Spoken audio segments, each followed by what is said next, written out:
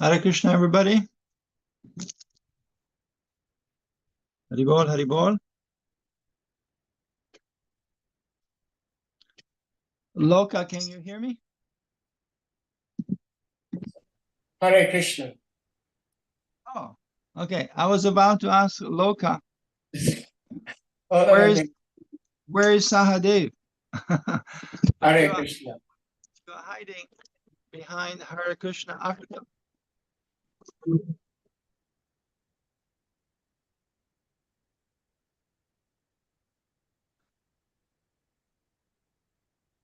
Okay, that's good. So you tell me, Sahadev Prabhu, what shall I do? Hare Krishna. You may chant the Mangalacharam while we put the verse on the screen, please. Okay. Om Namo Bhagavate Vasudevaya. Om Namo Bhagavate Vasudevaya. Om Namo Bhagavate Vasudevaya. Narayanam Namaskrityam Naram Chaiva Narottamam Devim Saraswatim Vyasam Tato Jaya Mudiraye.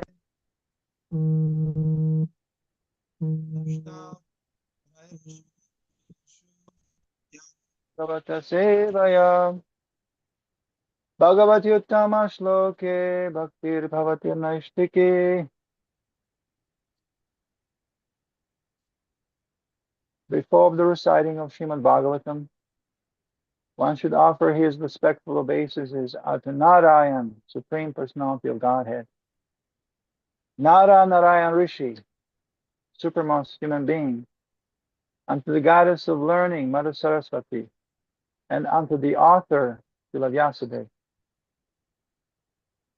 By regular service performed to book Bhagavat and personal Bhagavat, everything that is troublesome to the heart is almost destroyed to nil, and loving devotional service to the Supreme Lord, who is praised by chosen hymn, is established from within as irrevocable fact. Okay. Is that the Mangala Charanam you had in mind, Prabhu? Yes. Or should I keep going with Om Angyana Timiram Dasya, etc., etc.? Hare Krishna, yes. Do you need more time? We have the verse on the screen. I don't know if you can see. I can see. Okay. But I can also, let me see. I think I'm going to pull it up on my phone. I have a better view. Okay. And I'll do the Om Angyana prayers after we read. All right. More prayers. We like prayers, especially now in month of Kartik. Month of Kartik is very special. Everything that we do is multiplied many, many fold. But we have to be careful because offenses too. Offenses too. They can get blown up, which is part of purification. We take it, live and learn, right? All right. Let's see who is in the room before I start reading.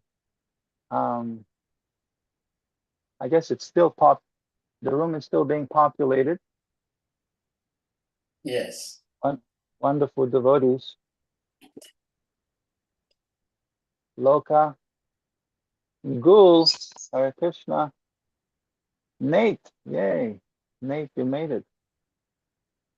Anadi, Nidadam, Prabhu, Thakur Murari, and I can't see the name. Oh, there it is. Rupanuga, Luke. Hare Krishna, welcome everybody. Great to have you for the Hare Krishna Africa Srimad Bhagavatam class, daily, Monday to Friday. Let's dive in. It is the third canto, chapter 4. I just had it. Okay, there it is. Chapter 4, the whole canto 3 is the status quo. And we're covering verses 8 and 9, I believe, right? I think it's 8. 7 to 8. Sorry. Yes, 7 and 8. You're correct. Can you still see me? You can see me? Yeah, the same. You can still see me, right? Yes. It's not as important as hearing me, but We can hear you and see you at the same time. okay, good. Okay, so the whole chapter 4, it's interesting because it's entitled Vidura Approaches Maitreya. And as Sahadev Prabhu and a few other speakers, because we're just starting this chapter.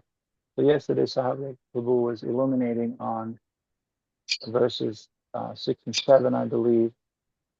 And then it's an interesting chapter because it starts with Uddhava talking to Vidura. But very soon, just to put it in the context, very soon he's going to bow out. As a matter of fact, these are the last two verses before Maitreya steps in. So let's see what's happening. Verses 7 and 8. Yamavadatam virajam prashantarunalochanam Dorbishchaturbirveditam Pitakosham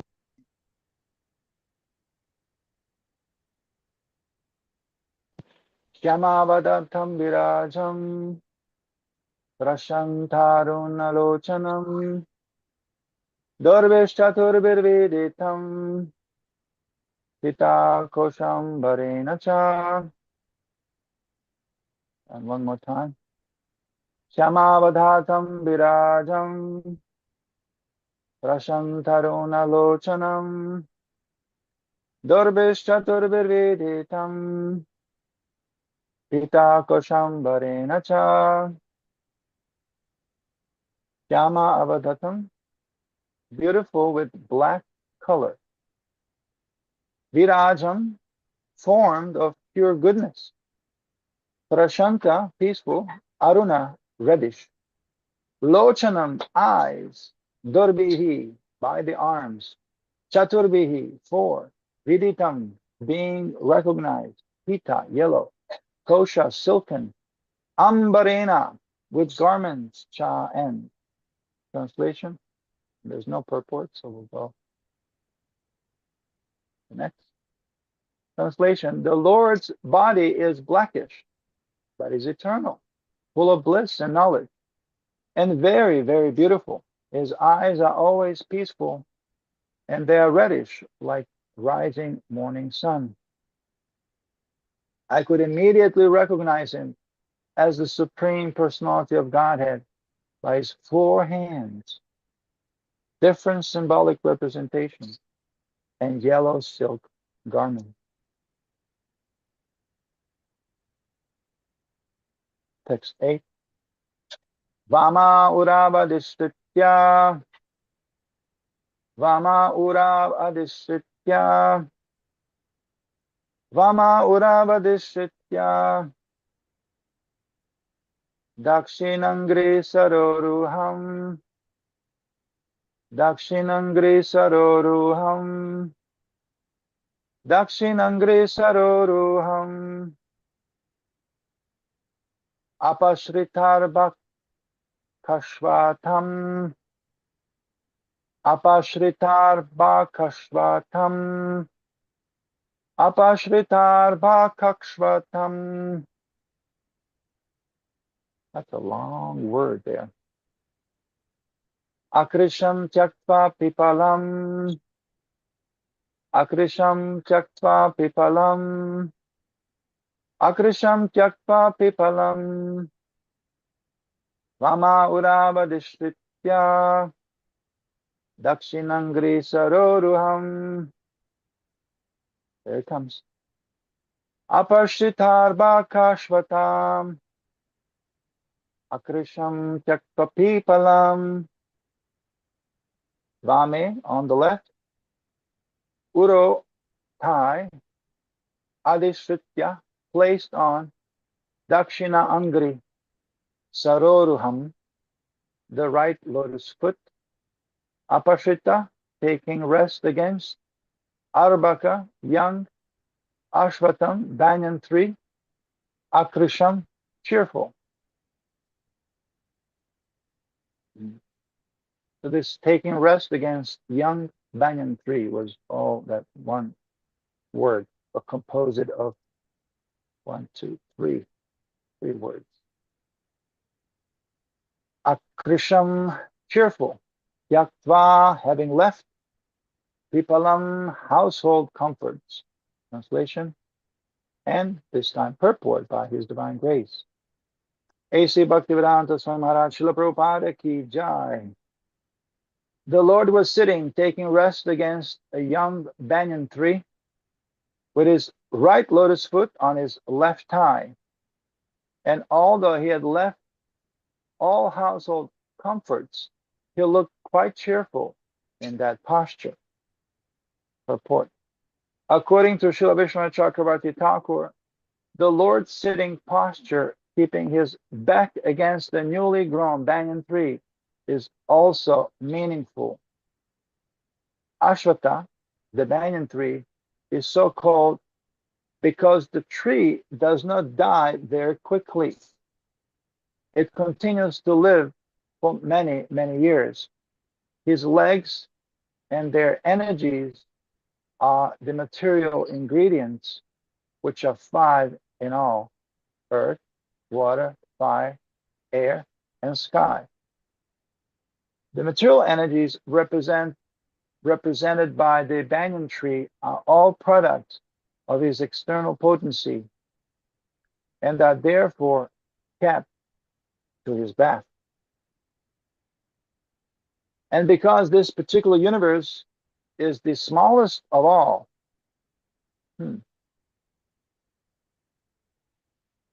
so much for our scientific pride. Our universe that we consider vast, fathomless and vast, is the smallest of all. The banyan tree is therefore designated as small, or as a child. Tyaktva pipalam indicates that he had now finished his pastimes in this particular small universe. But since the Lord is absolute and eternally blissful, there is no difference between his leaving or accepting something. The Lord was now prepared to leave this particular universe and go into another, just as the sun rises on one particular planet and sets in another simultaneously, but does not change its own situation.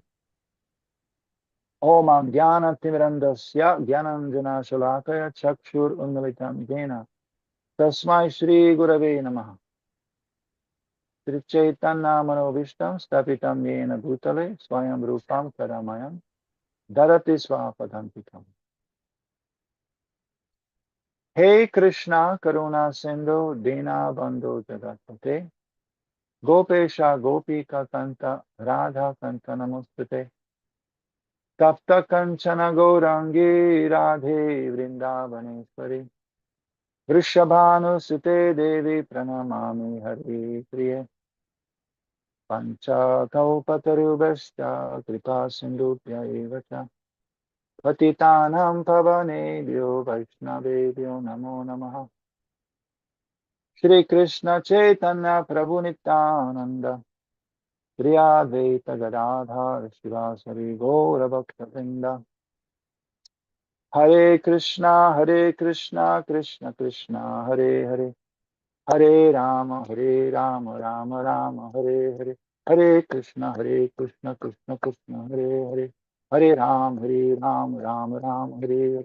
Hare Krishna, Krishna Krishna, Hare Hare. Hare Rama, Rama, Hare Hare.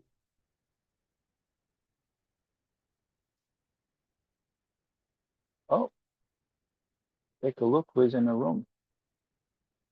More people. Himan Varaha, Acharya, Prabhu, Madhuvan Prabhu, and Yashoda. Thank you. Thank you all for joining in. Hare Krishna. So great to see you all. Great soul of Africa. So many great souls. Before we say anything and share, I ask for your kind blessings that I might say or share something that will be pleasing to Guru and Gauranga and to all of you, exalted Vaishnavas, and that I might say also something for my own self-purification, as this seat is meant for. Okay, so let's take a look here. What's happening in this part of Bhagavatam?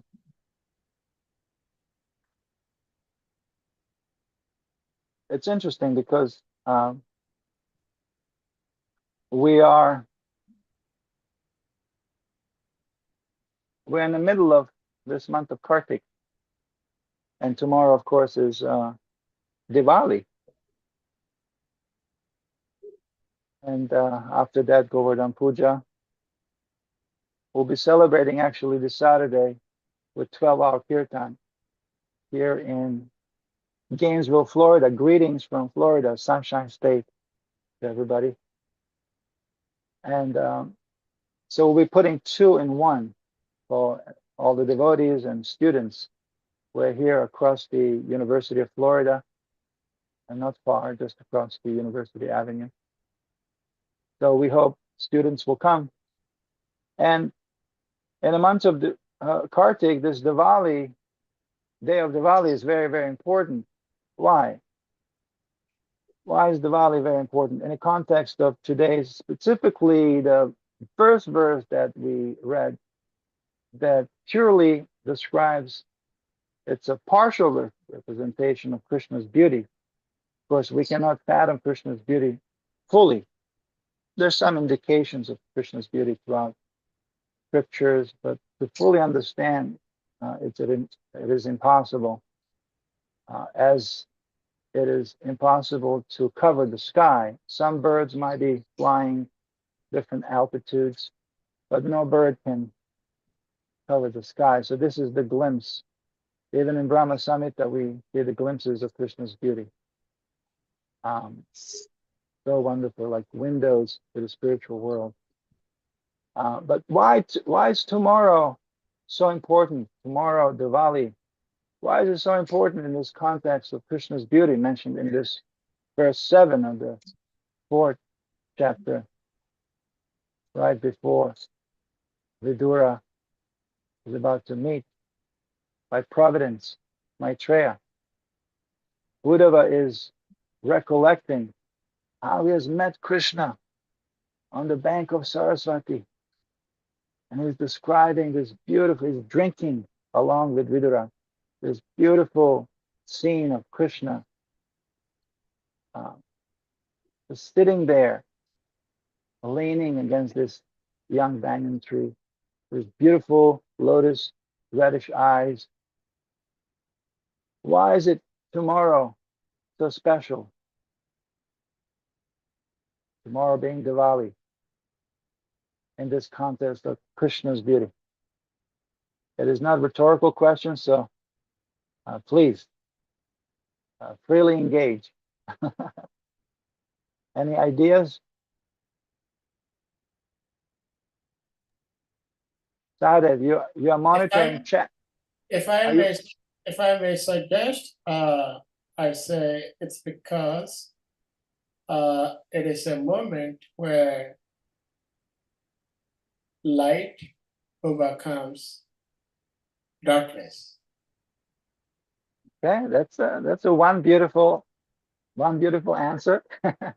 We are we are rather well, I am for sure rather blind and somewhat dull to Krishna's beauty around us.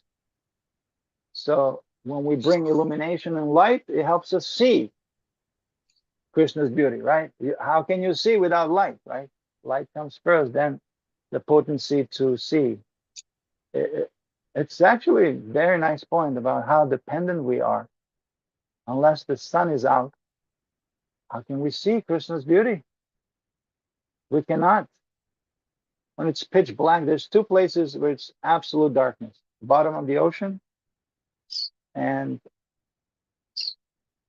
if you go in a deep cave, which I did, and it was, I tell you, quite experience. Kalindi likes caves. Oh, me too. Me too. So one birthday, either I took her or she took me for my birthday in this cave in Texas. It's called Natural Bridge Caverns. And it's between San Antonio and Austin. Austin is the capital of Texas. If you watch the Batman movie, you know that first scene when all the bats kind of come out of the cave? That's where it was shot. It was shot in that spot. So this guide, he took us way down deep in a cave. And there's big openings, there's some small openings. You barely fit. Like you can't go back, you can only go forward. It's like really tiny opening. So we all had, equipment, safety hats, little cave lights, battery charge lights. So we went for a while, maybe 15, 20 minutes, down, down, down, deep down. And then we entered in one, it looked like a little room, nice. And then the guide, he said something. He said, okay, now everybody sit, have a seat. It was a nice seating arrangement. All natural stone, nothing else but stone. And he said, turn off your lights. And Prabhu's, when we did that, it was like absolute darkness, pitch black. I had my eyes open and I was doing like this. Nothing was registering. No lights whatsoever. So it was like, in a way, like out of body experience. Like out of body experience that everybody had. So after that moment, the surreal moment of pitch black and absolute darkness, he said, okay, turn the lights on again. And then everybody shared. Everybody had very, very profound experiences of how dependent we are. But above and beyond that, on a deeper level, how, we're not these bodies. Like everybody had that kind of experience of not this body kind of feeling. That here's the body, here's my faculties here's my eyes for seeing, but I can't see. I can't see. It's pitch black, but I'm still here. Oh, you cannot. Oh, why is it? Oh, I'm sorry. When did that happen? A short while ago. Oh, I'm sorry. I'm sorry. Exactly. I'm sorry. Oh, I was making all these faces and dramatical expressions for nothing. I didn't notice. I don't know how it happened. Anyway, so it was very phenomenal how much we depend on light, depend on Krishna, and how much for granted we might take the eyesight, the ability to drink the beauty of Krishna. In this case, we're talking about the beauty of Krishna. And my apologies for cameras being off. You see, like without Without camera, also we cannot see. And I didn't notice. I wasn't paying attention that it's off. Thank you for pointing out. Um, any other ideas? So this is one of the points why Diwali is important in the context of Krishna's beauty. Any other reasons why? No, nothing in the chat. Tomorrow is also a day when Mother Yashoda bound Damodar. It is the most celebrated day in ADVAITA-ACARYA, and our Ishta day is Shirada Damodar. It is the day when he is bound. How? By ropes. Not just by ropes, but by the Mother Yashoda's love. And because she has bound him in that beautiful Damodarashtakam prayers, we also see um,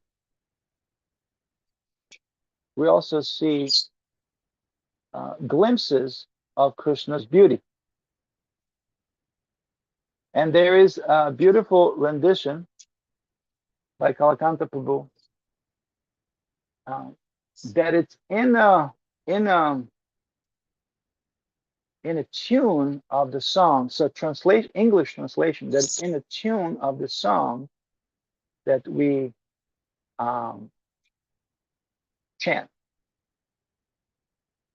So let me just find it.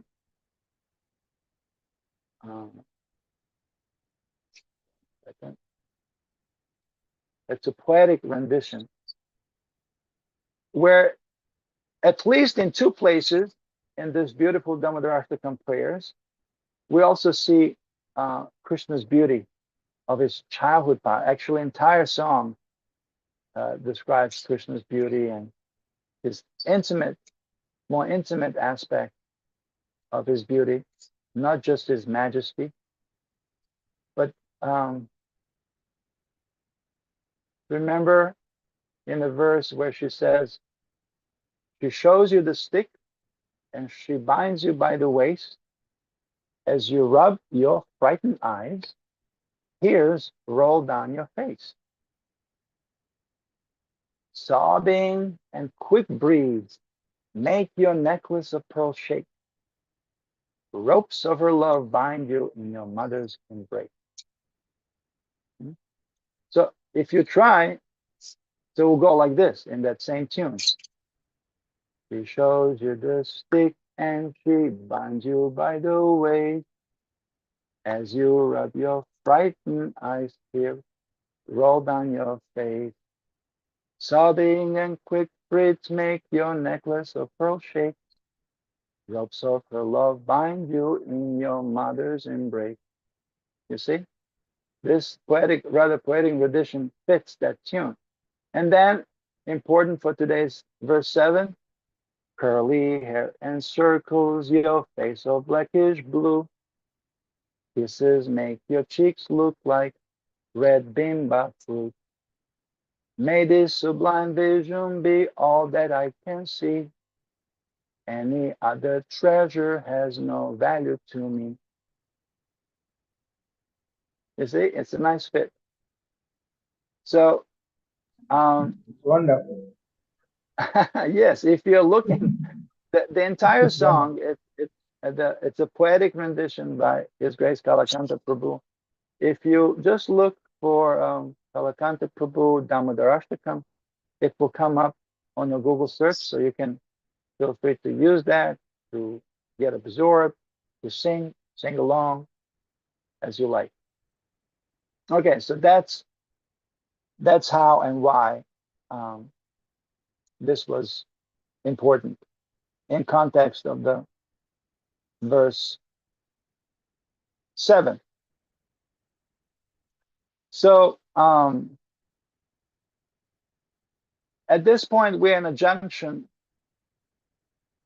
in Srimad Bhagavatam. We're hearing the conversation between Vidura and Uddhava. They are both related to Krishna, great devotees. Uddhava being younger maybe 20 years, because Vidura was like a father figure to Uddhava. And they were not just friends, family members, but they were great devotees of Krishna. Uddhava was like his cousin, brother, and Vidura was like uncle, being the brother of Pandu. So we're hearing their conversation after Vidura has left the Hastinapur, after being insulted, heavily insulted. Sadeh Prabhu, you let me know if there's something in the chat because I can't follow. Okay. And you let me know if my camera, for whatever reason, turns All out. right. I'll do that. Don't wait. So was heavily insulted. So Buddha just gave it up and said, let me just hit the road. So went pilgriming. So as a pilgrim, he went to Ayodhya, Dwarka, ended up in Mathura. So there on the bank of Jamuna, he meets Uddhava.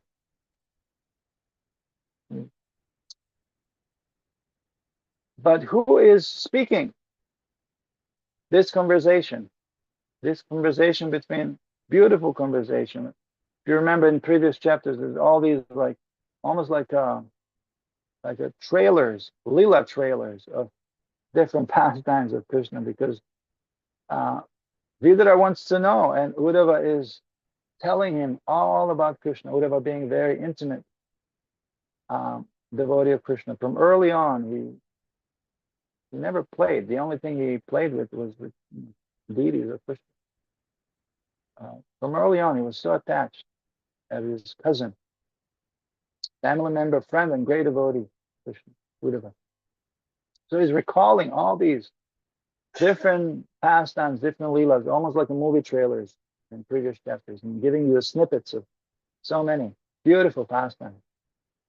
So, but who is actually speaking here?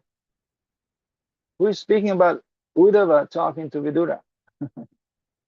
The original, of course, is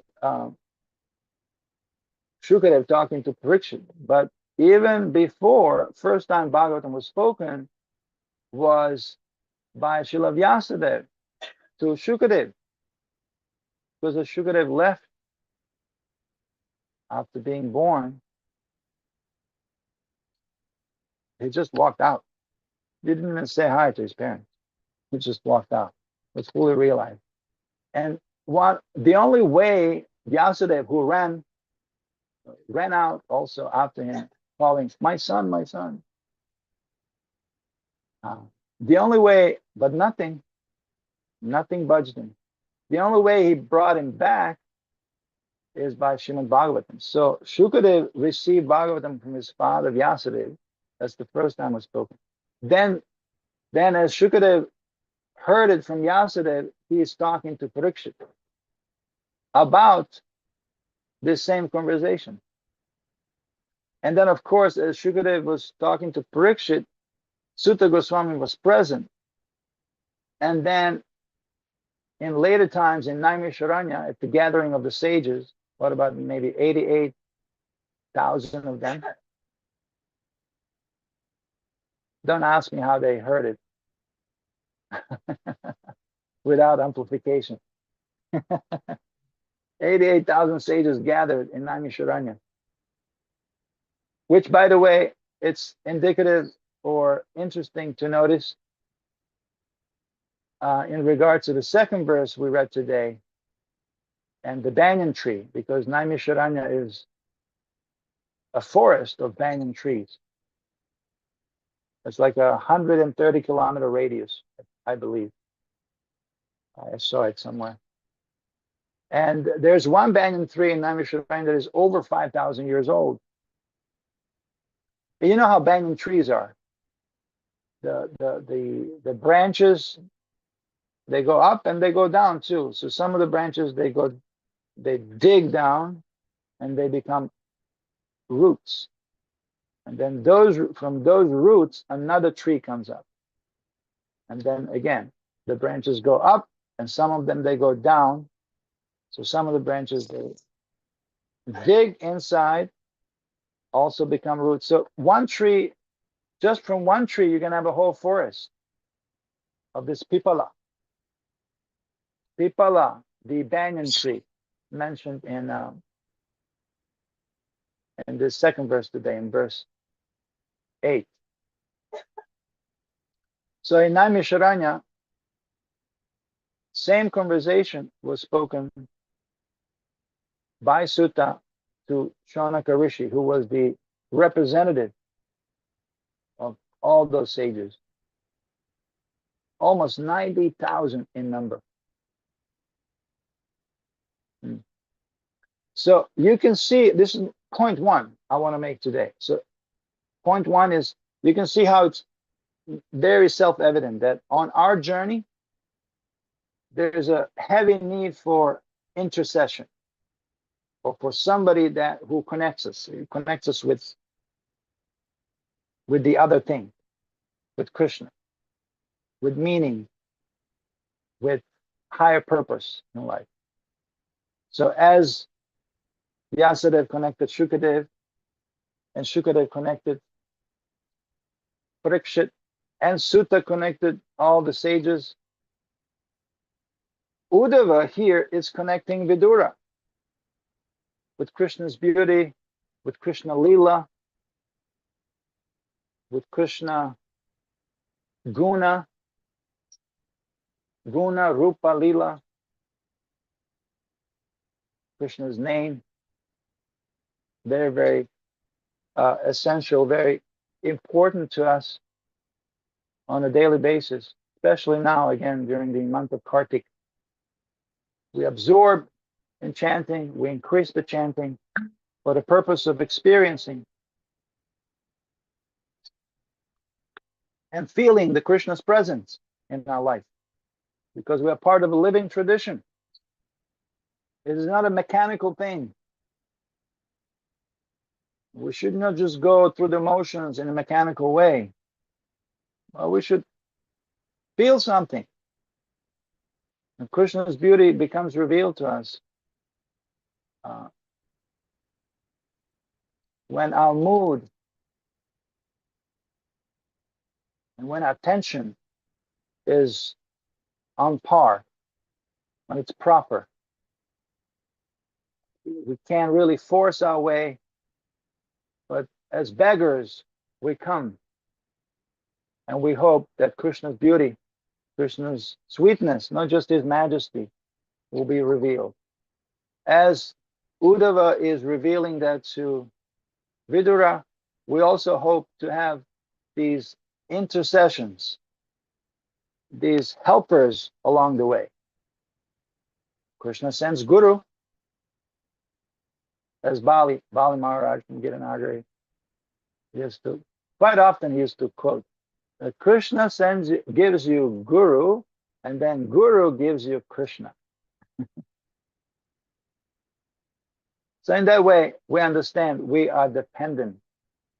At all times, we are dependent.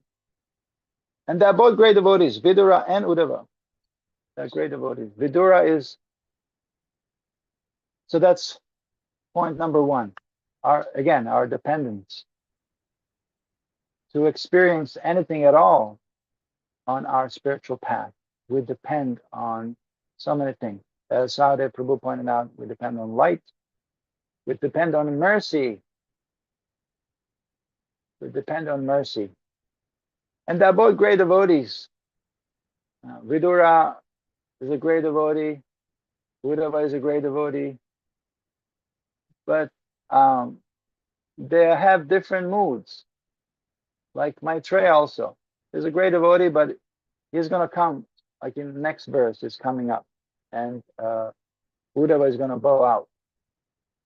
Maitreya is also a great devotee, but he's somewhat an impersonalist. He's a jnani.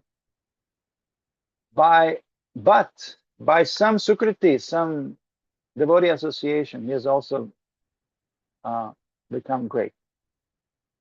We don't try to be great. but we follow in the footsteps of those who are great. That's the definition of great. And Krishna is not, again, he is not impressed by anything of this world. He is Atmaram, as he's sitting leaning on the young banyan tree. Krishna is not attracted by anything but one thing, and that is, what can move Krishna? What is Krishna responding to? Again, this is not a rhetorical. We want to hear from all of you, great soul.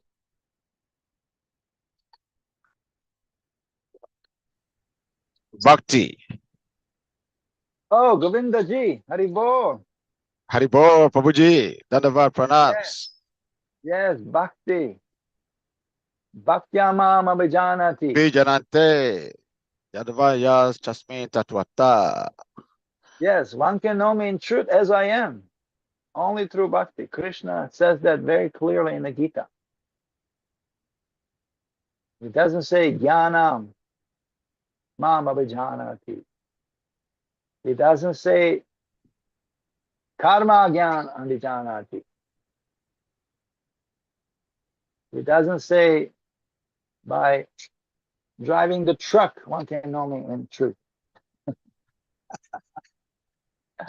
But when the truck driving is done with bhakti, he's bound. He is bound. One can bind him, even by steering the steering wheel. This is like Maria Yashoda churning the butter. Yes, and in a spirit of bhakti, when things are done, Krishna becomes bound. So we understand that as devotees. But we didn't understand that from the beginning. We had to meet a devotee to hear that and try to apply it. So Vidura, not only Vidura, but his great wife, Vidurani, she also was a great devotee. The story goes that when Krishna was invited by Duryodhana, the dirty fighter, to come and dine with him. And this is after actually Krishna went as a peacemaker. You know, many, they accuse Krishna as being a warmonger god, that he's inducing war. But they skip somehow conveniently, they skip the fact that Krishna, first and foremost, was a peacemaker. But that didn't work. Of course, it's all Krishna's arrangement. But let's not fail to notice that Krishna came as a peacemaker. And Duryodhana said, no, not even a land enough to put a needle. He wouldn't budge. So after that, he has audacity to invite Krishna because he saw, okay, this is inevitable. So I have Krishna's army, but I also want favor of Krishna. So he's inviting Krishna to this, gala, gourmet dinner, or whatever, big meal, big feast, best cooks in the whole world. But Krishna is not budging. As Duryodhana wouldn't budge, now Krishna is not impressed. However, on the way there, he was visiting Vidura, who wasn't at home, but Vidurani was there. Around the same time, when he declined to go to Duryodhana's feast, he goes to visit Vidura, and Vidurani, when she saw Krishna, she was so excited, so ecstatic. We received him, and then whatever best thing she had in the house, it was at that time was bananas, and bananas were there. So she was uh, she was doing something very interesting. She was peeling the bananas, throwing the bananas, and offering Krishna the peel. Upon which Krishna took the peels and he ate the peels with great pleasure and satisfaction. In the meantime, she's feeding him. She's not in her external consciousness. She's in this trance, and because she's overwhelmed with bhakti. However, Krishna is accepting. Normally, we will categorize this as, this devotee is spaced out. What is he doing? He's throwing the bananas, offering the peels. That wouldn't pass any pujari room, right? If Kartamisha saw that, she would be like, what are you doing? This is not how it's done. But Krishna was accepting, and he was eating. So meantime, Vidura comes, and he's seeing the whole scene, what's happening. And he was about to correct his wife, Vidurani. But Krishna stopped him and said, no, she's offering me this with great devotion, and I'm accepting it. And don't be uncultured. Don't be uncivilized. But in the meantime, Vidurani gained her external consciousness. Then she saw, and then she switched things around. She was throwing the peels and now offering the banana. But Krishna, it doesn't matter. For Krishna, it doesn't matter. Banana peels, bananas, stones, dirt. He was eating dirt too. Why was he eating dirt?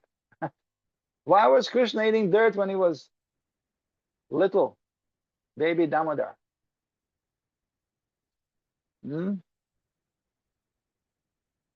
This is also not a rhetorical question. Why is Krishna eating dirt?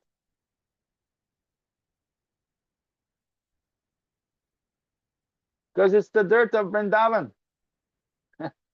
Vrindavan dirt is full of the dust from the lotus feet of his devotees. And he cherishes this dirt. He wants to eat it.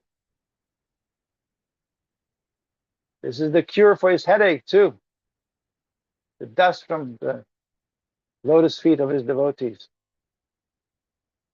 This is how he cures his headache. So he's eating it. And he never wears the shoes in Vrindavan because he wants to feel it. He always wants to feel with his transcendental lotus feet the dirt, the dust of Vrindavan.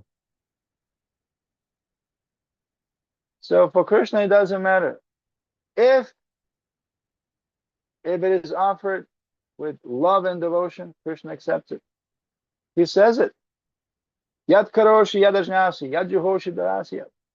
Whatever you do, whatever you make an offering, whatever sacrifice, whatever, truck driving, going to hospital, being a nurse, whatever you're doing as an offering to me, I will accept it. Of course, there's all kinds of different levels of bhakti and different ways we can please Krishna, but that's the main ingredient.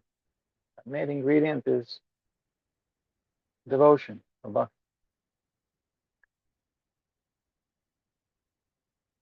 Now, Uddhava, after he bows out, which is about now,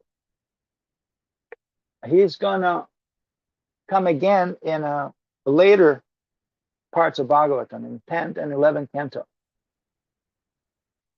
And the conversation will continue, but between Vidura and Maitreya. And they're going to talk about, the first two cantos about creation. Now, after the creation was manifested and put in place, now we have to populate, right? to fill out the universe. So for the next 60 chapters, pretty much the rest of third canto and the fourth canto as well, they're going to be talking about how how the universe was filled with great ancient histories of great kings and dynasties, and that's mostly revealed through the conversations between Vidura and Maitreya. So interestingly, in these two verses that we read today, we see that Uddhava is reporting to Vidura that the Yadu dynasty is already gone. So it seems like Krishna is the last to come. Before he comes, he sends all of his intimate associates, demigods, and intimate associates to set the scene. Then he comes. And then the entire Yadu dynasty was just dispatched due to the influence of intoxication in Prabha.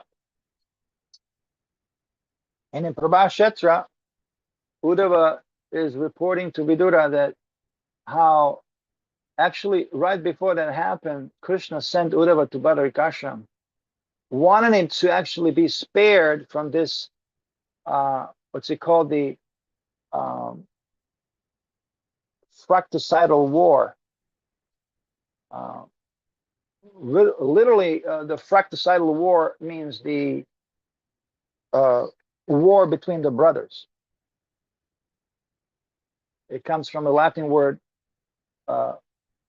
frater, which means brother, and sedere, which means to kill. So what happened in Prabha is that, anyway, you know the story. It was due to the intoxication when the young boys of Yadu dynasty mocked the sages about Samba's pregnancy, and in that way they got cursed. And that's a whole different long story. But it was due to the intoxication, of which the worst type of intoxication is pride. Mm-hmm. Pride comes before the fall. We see that again and again. We saw that with young boys who were inexperienced, somewhat prideful, but who can blame them? They're boys. But they mocked the sages, so they got cursed. We saw that in the case of Shringi, also inexperienced Brahmana boy, got a little proud, cursed Parikshit. We saw that with Nala Kuvera and Manigriva in the context of Damodar Lila, that we'll be celebrating the entire month of Kartik, especially tomorrow for Diwali. They also were puffed up, didn't want to come intoxicated, didn't want to cover themselves. So Narada cursed them. You become a tree. Of course, when Narada or any great devotee, when they curse, it's not just a curse, but it comes with some add-on, like attached benediction. So what is the benediction? In the case of Nala Kuvera and Manigriva, they were cursed to stand on trees in the courtyard of Nanda Maharaj.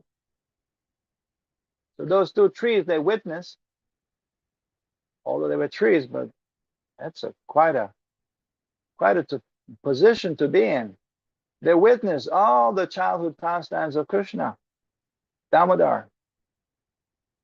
So when Nanda Maharaj would call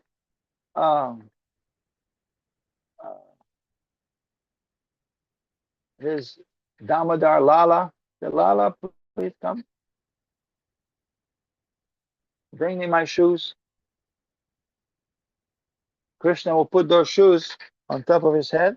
Damodar, little Damodar will put the shoe of his father Nanda, and it will walk with the shoes of his father Nanda on top of his head to deliver. So these shoes and many, many items in the household, wooden items, including these shoes and many other things, they were made from the branches of those trees, very special trees. So this was the add-on to the curse of Narada.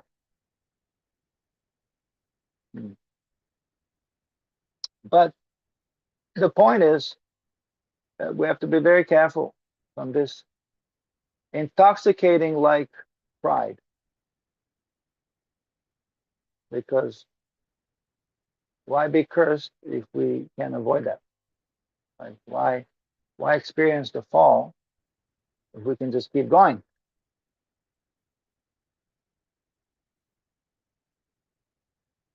So another point here, point 2, that it's interesting to notice is that both Vidura, because so Vidura was on a pilgrimage, heartbroken,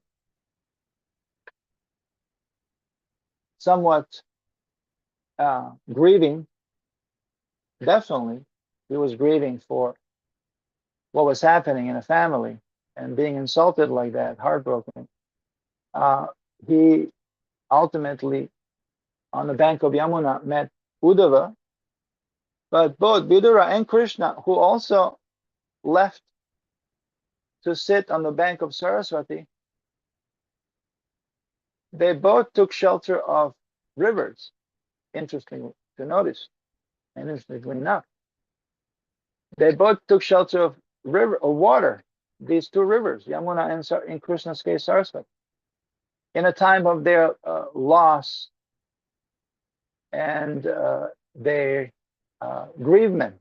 Of course, in Krishna's case, it was loss of Yadu dynasty, and in Vidura's case, the loss of, I guess, dignity and ability to help his brother and his family, his nephew. However, we have to see that Krishna, being Atmaram, is not affected as any other regular living being. That is the difference between Supreme Personality of Godhead and Jiva, spirit soul, as mentioned at the end of the purport, that for Krishna, there's no difference, leaving and coming. It's same, just like the rising of the sun. As it sets in one side, it rises. Like, my parents are in Croatia, so when I'm having lunch here, they're having the dinner. So as I'm experiencing the sunrise in India, sunset in India is sunrise, or the other way around. But sun is not affected. It's always glowing and shining the same way. So it's interesting to notice how the element of water, they're both on rivers. The element of water, it's the place, the water has the power to wash away the pain, to purify, and to wash away the pain and suffering.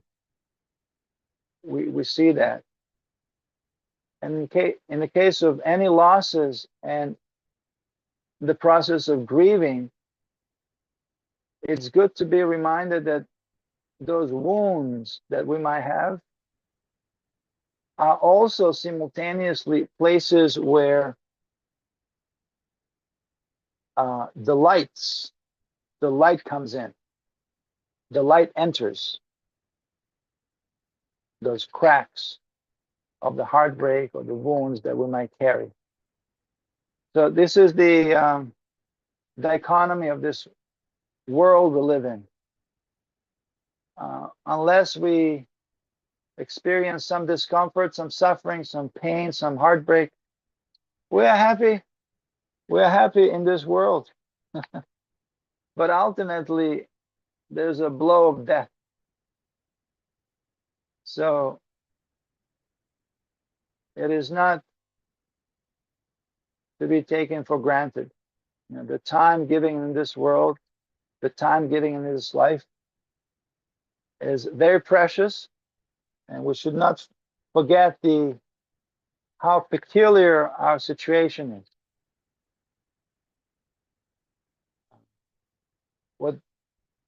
What they have experienced, the Yadu dynasty and destruction of the dynasty, what Vidura experienced, what all the devotees are about to experience, the blow of separation from Krishna, who is also about to leave, is something to, not taken very, very lightly.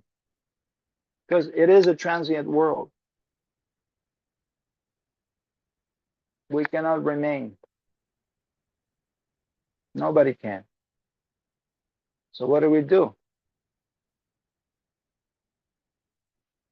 With the time that it's given to us, we try to develop attachment to the things that matter. And hopefully to the things that are transcendental. Because that will be the thing that will take us across.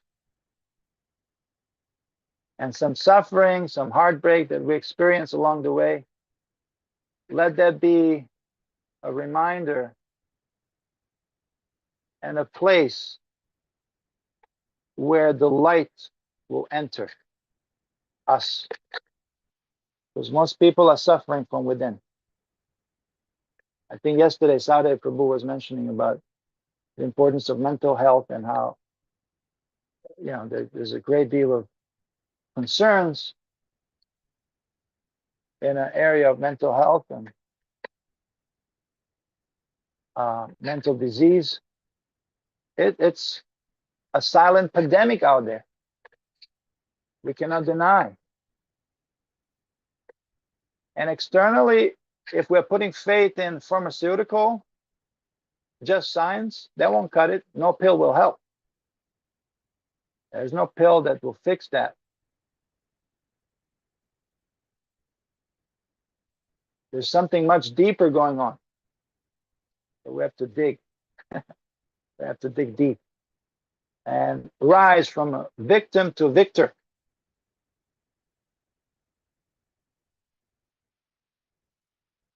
So Uddhava is speaking this to Vidura. How Krishna instructed him to go to Badarikashram because he wanted to spare him from this fratricidal war or conflict. But Uddhava got the text message that Krishna was going to, or maybe it was a WhatsApp message, I don't know which one, but internally, somehow he got the message that Krishna was going to the bank of River Saraswati. So he turned around, and that's where he met Krishna. And that's where he saw him, as we saw in text 7, 8 today. Just leaning on his beautiful form, forearm form, as a matter of fact. Beautiful reddish lotus eyes, curly blackish hair. So that's the scene. When Uddhava turned around to see Krishna, to catch up with him on the bank of Saraswati, that's what he saw. And that's what he's telling Vidura.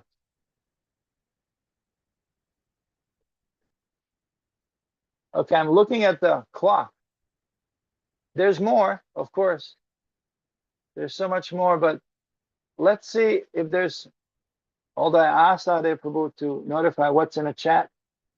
Let's take a look and see if there's something you wanted to add on. I know Govinda was promising an avalanche of questions yesterday. So I want to respect time and see and check in. Hare Krishna. Shri ADVAITA-ACARYA Prabhu Ji Jai. ADVAITA-ACARYA Prabhu was my temple commander, and he was, and he still is, an awesome devotee. We've missed this association for quite a while, but today we are blessed. We have his association. Thank you so much, Prabhuji. We have one hand raised. Anadi Didana Prabhu, please give me unmute and go ahead to ask your question or share your comments or realizations, please. Yeah, Hare Krishna, Prabhuji. Dandavat pronounce. Hare Krishna. Hare Krishna. Prabhu, thank you very much. So, Prabhu, in a case of Vidurani's act, externally, we might see it as an offense. And when even Vidura came to the scene, he could see that the act was awkward.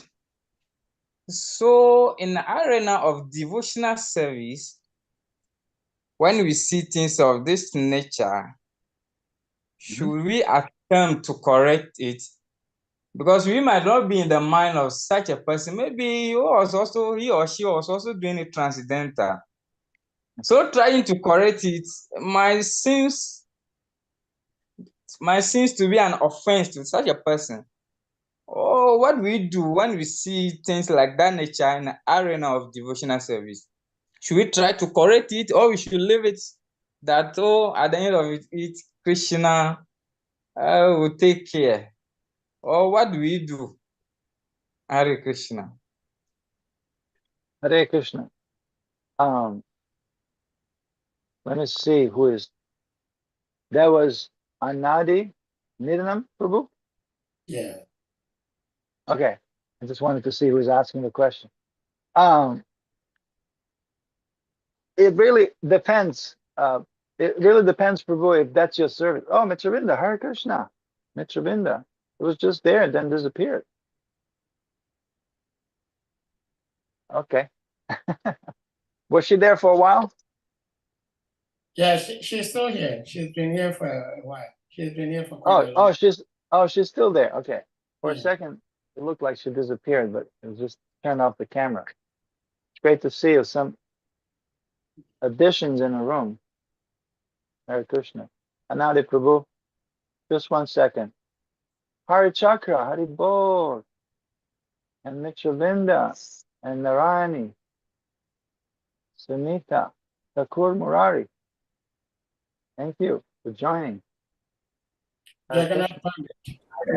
Pandit. Hare Bol. Pandit, where's Pandit? I didn't see Pandit. That's JPD. Huh? Oh, Pandit. JPD, yes. Jagannath Pandit, Hari Bol. Hare Krishna. You guys have nothing better things to do, huh? Just to come here. Best thing to do, Hari. So going back to Anadi Prabhu's question, yeah, it really depends if that's our service. Like, if you're a temple commander, like I used to be, and boss around Sahadev, then I gotta warn him about, hey, this, that, or and just be such an annoyance if that's your service. But hopefully it's not annoyance. Even if we are giving some service to correct others, in a sense, that should be done nicely or properly. What I mean by that is that unless, and this is a golden rule in parenting, caretaking for others, being a guru, one day, many of you, I hope, will also take that role in some capacity. The golden rule is, unless I'm ready to serve this person in most menial ways, I have no right to correct them. Should I repeat that again? This defines our mood. If it is not done in a right mood, forget it. It will never work. Because people are, guess what? Guess what? People are sentient beings. We feel. People are capable, and they do have capacity for the emotional response. And they will have one based on how much we care. Before they care how much we know, they like to know how much we care. That also something is to remember. So yeah, in case of Vidura and Vidurani, she was corrected, but I'm sure that was not a traumatic experience. Actually, Krishna stopped Vidura, but she was already kind of gaining her external consciousness. So even Krishna intervened, say, hey, what are you doing? You're uncivilized. She's offering this with love. So how do we know if it is with love? Krishna is not there. We are not Krishna. How do we know? Well, we know by fixing our consciousness and making sure we are acting in the place of love, even when we are correcting. This is important, especially for parents.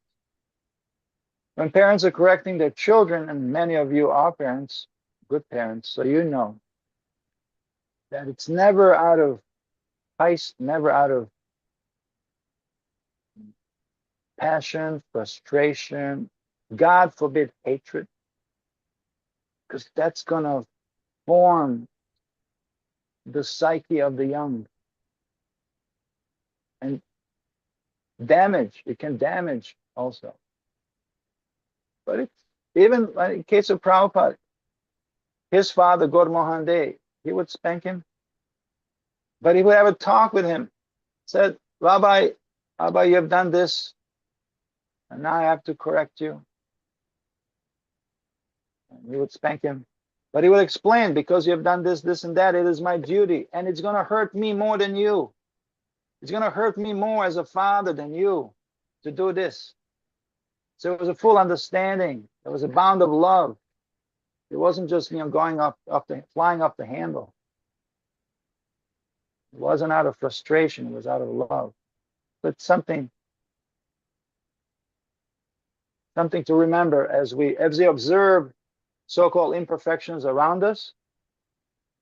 First of all, ask ourselves, is it my service to correct such and such? And if it is, how do I approach this? So it's, through the angle of love and not frustration or any other negative annoyance and whatnot. Anadi Prabhu. Haribo, Prabhu. Yes, it does satisfy my questions. Yes, so I'm okay. Thank you. Hare Okay. Krishna. Hare Krishna. Hare Krishna. Advaita-Acharya Prabhu, I would like to follow up with Anadi Nidanand Prabhu's question and the answer you gave.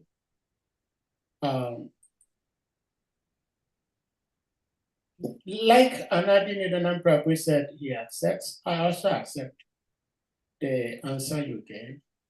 That is the protocol or the discipline, the culture given to us to follow.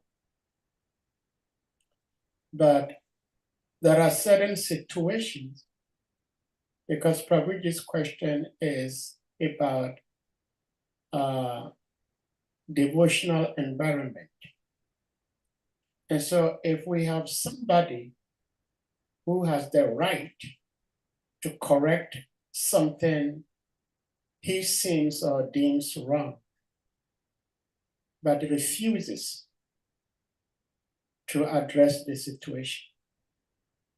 Meanwhile, the situation is eating up the rest of the people, the rest of the devotees. And eventually, it is like a consuming fire that if it is not put out, is going to consume those who are involved and those who are not directly involved, because it is a family. And when one suffers, the entire family suffers. Mm. And with that, I think that there may be a point in time, it may not always be the case, but sometime someone who may not be officially deemed as the person who might be able to correct the situation, wouldn't it be right for such an individual to also try to address the situation? But secondly, like you said, even if you are given the rights to address the situation, the way you address it is also equally important. And therefore, whether someone has the rights or does not have the rights to correct the situation, the approach to correcting the situation should also be considered. But whether one has the rights or does not have the rights, certain situations must be addressed. Could that be a situation in devotional life?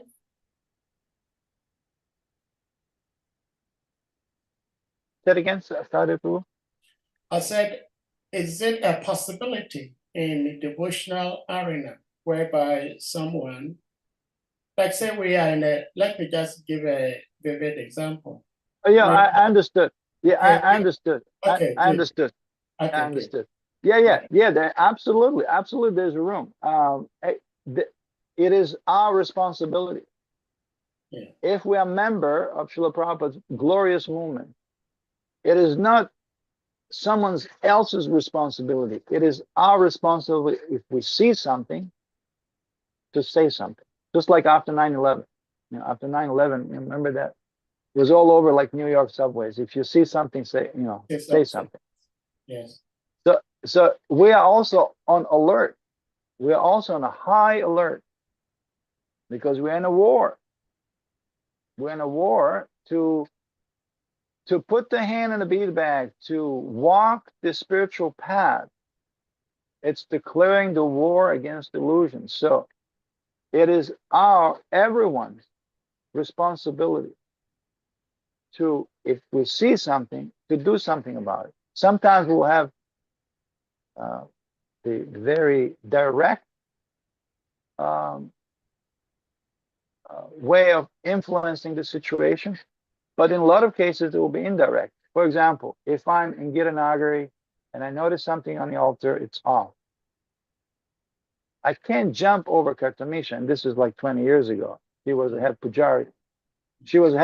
So I can't jump over her and just go directly to this such and such pujari and tell her, hey, you forgot to put the Krishna's peacock feather. Krishna's peacock feather, which sometimes happen. Yeah. That they put it, but it fell off. And then they'll be, oh, I put it, but it fell off. Thank you for pointing. But it's better to go to Kartamisha for whatever our concerns are and report it. If this continues happening and it's a pattern, that means Kartamisha is not doing her job, which, she did. She always took care of it. But let's say, hypothetically, she wouldn't take care of her job. What do I do? As a responsible member of Giranagari community and worldwide movement, I escalate, just like when you're on customer service. You're not happy with one representative. What do? You don't want to get stuck in a loop.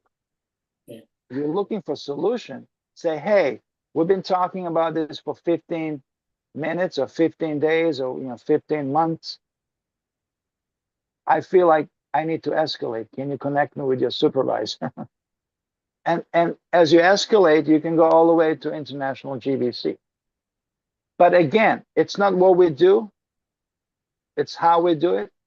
It's not with vengeance. Devotees, please have mercy. Mm. Krishna is God of love and compassion. We hate the sin, not the sinner. We hate the behavior, but we love people as Krishna loves them. Being Krishna conscious is seeing the world the way Krishna sees it. Krishna loves everybody equally. But separating behavior from a person is important. That's why when you chastise a little child, you say, well, I'm surprised, you're such a nice boy. How have you done this, and this, and that?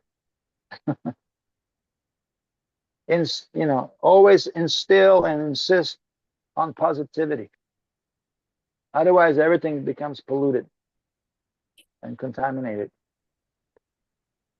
Thank you so much, Prabhuji, for the answer.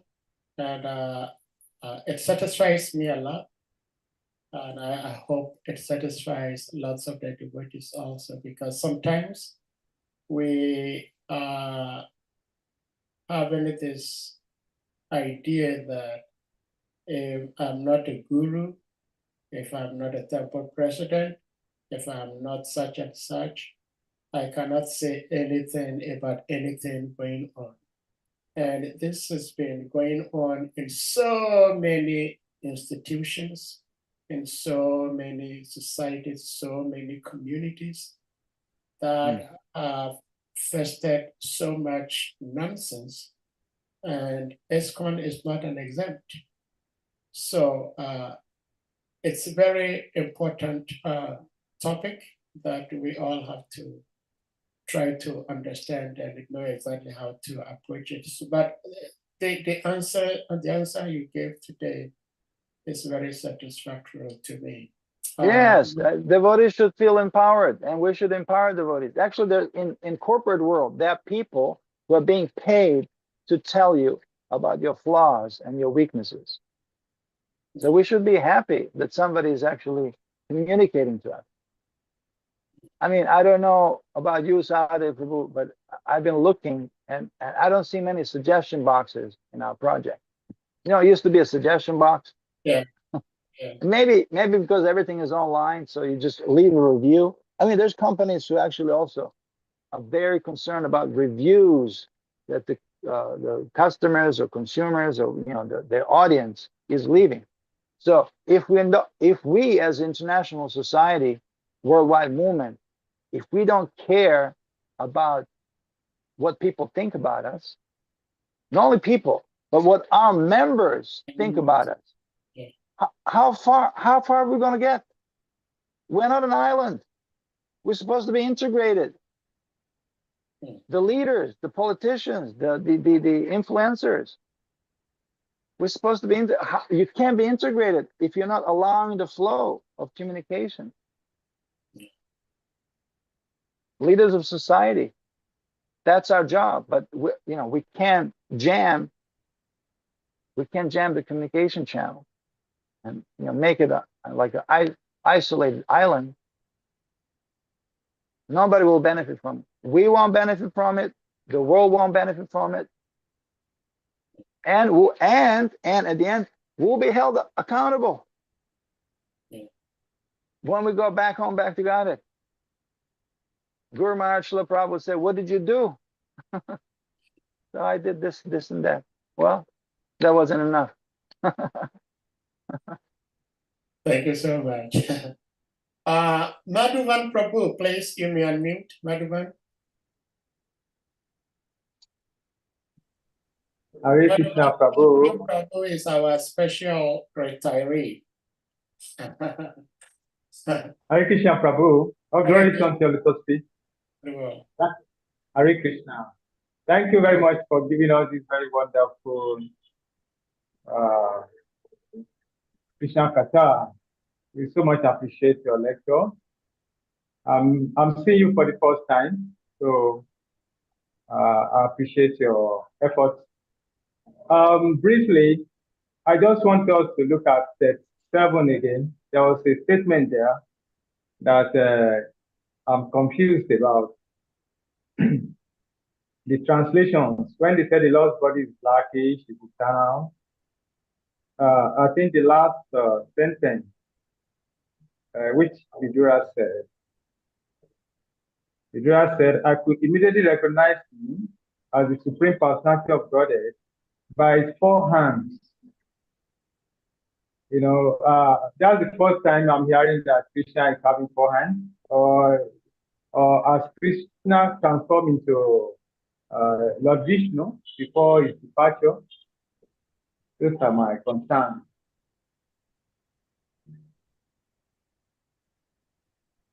I'm sorry. What was the question? The question is, they refer to Krishna, the Supreme Personality of Godhead, having 4 hands. 4 hands. Yes. I believe Krishna has 2 hands. Yeah.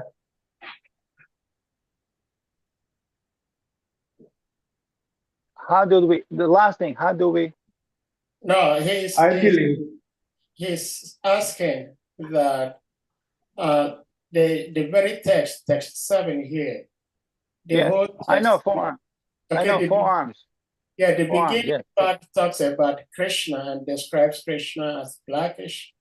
But the second sentence, the third sentence, we should say, says that he could immediately recognize Krishna, the Supreme Person of God, by his 4 hands. So he's asking that Krishna manifest a Vishnu form, or Krishna has both 2 hands and 4 arms at the same time. That is his question. Yeah, it was Krishna with 4 arms. It was Krishna with 4 arms. And this is not the only, there's other times. There's other times Krishna is exhibiting 4 arms. Now, is it Krishna or Vishnu? That will be defined by the rasa of particular devotee who is standing in front of it. Like one instance, Krishna exhibited his 4 arms was in rasa dance. Remember when gopis were developing a little pride and Krishna disappeared. The gopis found him in his 4-arm form. So what happened? It was very difficult. In front of Radharani, it was very difficult for Krishna to sustain his 4-arm form. Another instance is after Duryodhana, you're going to remember, after Duryodhana was killed, then Ashwatthama went at night and killed the 5 sons of Draupadi. It was a heinous act. Then Pandavas chased him and caught him. So Bhima said, kill him now. But the Draupadi said, don't kill him. Remember that?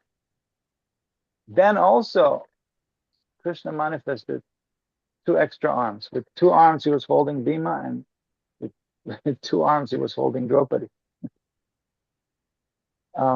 Also, when Bhishma was leaving body, Krishna exhibited 2 more arms. But is it Vishnu or Krishna? That's defined.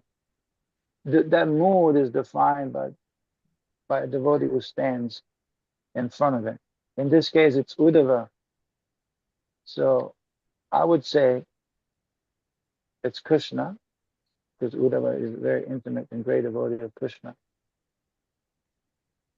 And to Arjuna, of course, in the 11th chapter of the Gita, he exhibited so many things. And then there's, at the end, there was a 4-arm form. And then he said, well, I like your 2-arm form the best. And again, Shyamasundar, 2-arm form. Lord Chaitanya also was exhibiting 6-arm form, Sadbudh, four-armed form, Sarvabhauma, Bhattacharya, and also Vasudeva the leopard, like that. So, Prabhuji, Madhava Prabhu, did you get the answer? And do you have like any Well, follow-up, well, that's so. I just believe Krishna has two hands. Just with his pastimes with Arjun, and even in the Goloka Vrindavan. So now seeing in four hands, that's the first place or first time I would hear that Krishna is seen with four hands. And he's sitting there backing by a tree, a small tree, also indicating that our planet, our universe there is smallest. Maybe that's why we have our Lord Brahma having only 4 heads, while others are having multiple heads. These are just my realization. I don't know if Prabhu wants to expatiate on that.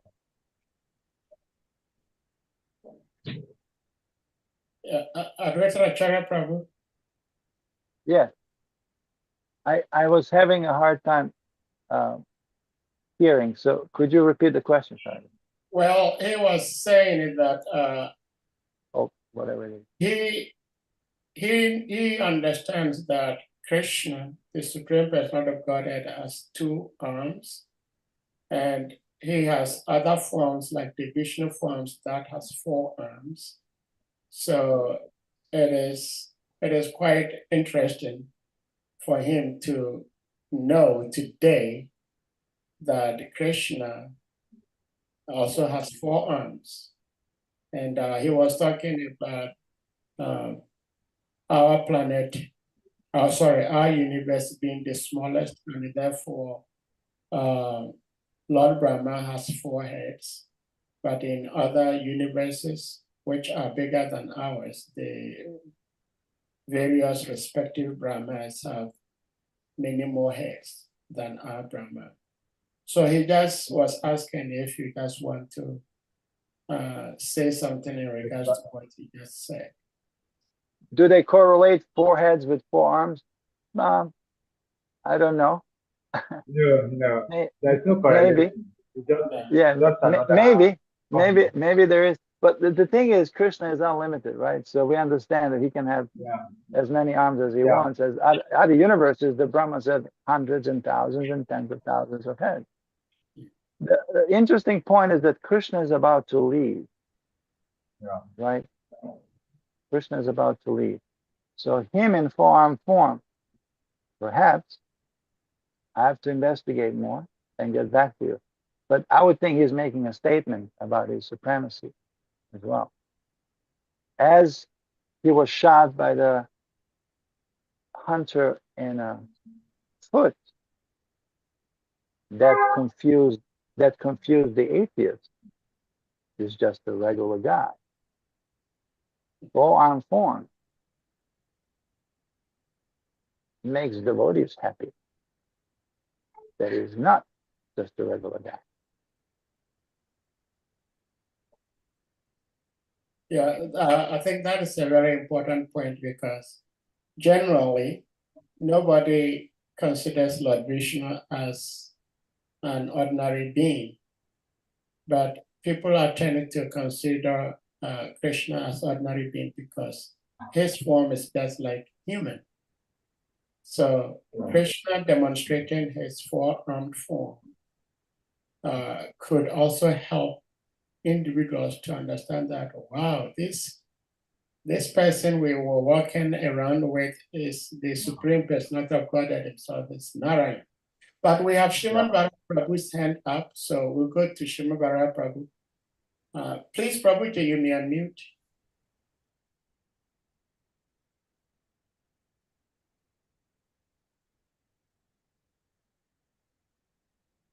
Hare Krishna. Yeah, Hare Krishna, Prabhu. Please accept my humble obeisance, and thank you for your presentation. Please kindly allow me just a little comment I want to make about this question. I think the observation that Madhavan Prabhu made is in place, and your answer also has kind of explained it, but maybe it needs a little bit more light. This Krishna avatar actually has all other forms of Vishnu inside it. So in this Krishna incarnation, all other Vishnu forms are inside it. So that is why, though Krishna has two hands and he only plays flute, but then again in his pastime, he had to kill Sisupala using the disc and other demons using the disc. So do we say that it's no longer Krishna because he's using Sudarshan Chakra? But the scripture already informs us that this form actually contains all other Krishna Vishnu forms. That's what the scripture informs us. So that we should not be disturbed if Uddhava is saying Krishna in that way, because Krishna had already demonstrated his Narayan form in many ways, like Prabhu explained, and that is because this incarnation has both the Krishna and the other forms involved inside him at the same time. So that's just my little comment. Hare Krishna. Thank you. Correct. Hare Krishna. Thank you very much, Prabhu. Prabhuji says little, but it's very much. ADVAITA-ACARYA Prabhu, do you have something to share regarding to Srimad Prabhu's comment? Are you asking me? Yeah, you are Oh, the speaker. No, yeah, I understood you have something to share.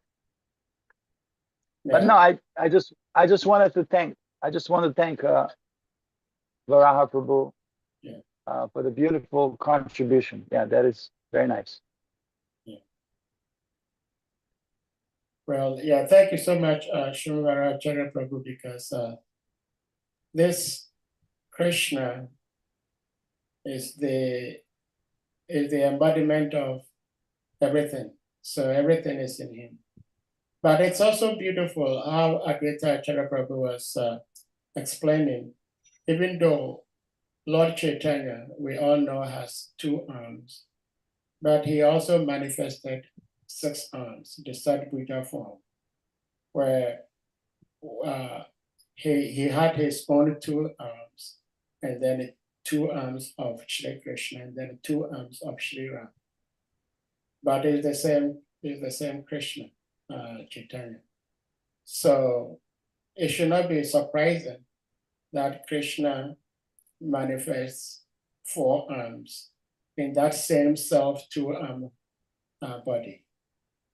And I think the vivid example that I thought of was what ADVAITA Prabhu was talking about when Krishna hid himself away from the gopis. And the gopis are very much used to the 2-arm form of Krishna. They are not very much attracted to the 4-arm. And so even though lots of the gopis were seeing Krishna in his 4-arm form, they were not paying him no mind. But they saw him in 4 arms. But when Srimati Radharani approached him, he could not conceal himself. The 2 arms had to fall apart for him to just be with his 2-arm form. So again, like ADVAITA-ACARYA Prabhu was saying, it depends on the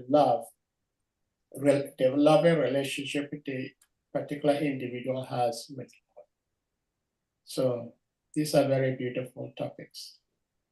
But I have a question, Shri ADVAITA-ACARYA Prabhu, and that is, see, our scriptures, it's very difficult to study the scriptures because they are not written in a chronological order.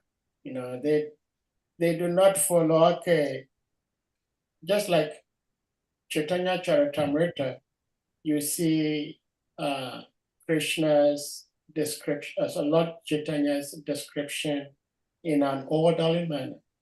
Lots of the time in the Srimad Bhagavatam, it's not very orderly. So we understand that Uddhava is an eternal associate of Krishna. But down along this particular chapter we're talking about, I think verse 11 downwards, Krishna was speaking to Uddhava and he was telling him that this will be your last incarnation. After this, you're coming back to me. And I was kind of puzzled. If Uddhava is an eternal associate of Krishna, then why is Krishna telling him that this is your last birth? You coming to me after this incarnation. And then I read Srila Prabhupada's report, where Srila Prabhupada was helping to explain that Uddhava expanded himself into a Vasu, the 8 Vasus. And he was one of the 8 Vasus. And in that incarnation, he desired so much to have an eternal association with Krishna. And so Krishna is fulfilling that. And I'm wondering, how is Uddhava, who is always with Krishna, now he's expanded, and now, so I'm not sure whether Krishna was speaking to Uddhava, his eternal associate, or Uddhava in his form as Vasu. I don't know if you get this complex and confusing question I'm asking, because I'm not sure whether Krishna's relationship with Uddhava, as we are studying about, is about Uddhava himself, who is the eternal associate, or it is the expansion of Uddhava, who is a Vasu. But the best way to answer those kind of questions. And I've seen Bhaktivedanta Maharaj done it a few times. He would say, it's both.